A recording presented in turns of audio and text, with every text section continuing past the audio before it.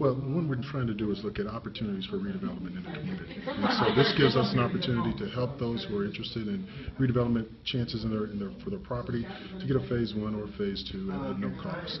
And so what that does is it gives their property becomes much more viable when they try to market it if they're seeking to do so. So not only do property owners they're able to try to work through some of the environmental challenges that we might find on a particular property, but they're also, the goal behind that is to help them restore that property to something that's either generating a better reuse, maybe it's more tax base for the community, maybe it's a safer property within the neighborhood.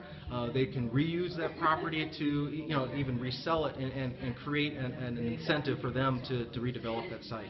And what are the 3 areas that you're looking at? The 3 targeted areas are the Washington neighborhood, the Millwork district, and the Southport area. And why those areas?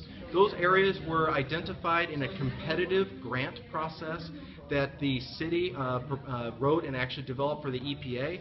That competitive process was very, very intense, but the city of Dubuque, their application was selected, and they were ultimately awarded $400,000 to do assessments, not only community-wide, but in those 3 targeted areas.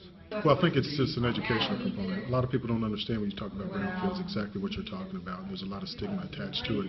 So it creates this persona that it's not something that you want to be involved in. But I think through programs like we had tonight and ones we'll have in the future, give people an opportunity to understand exactly what's involved with brownfields, how to participate, and the benefits to participate. And has the city gone through this process before? Is this something similar to what we've seen in other areas of the city that have been redeveloped, or is this kind of a first? Well, for us, we've actually had brownfield funds from the EPA before, so this is not something new.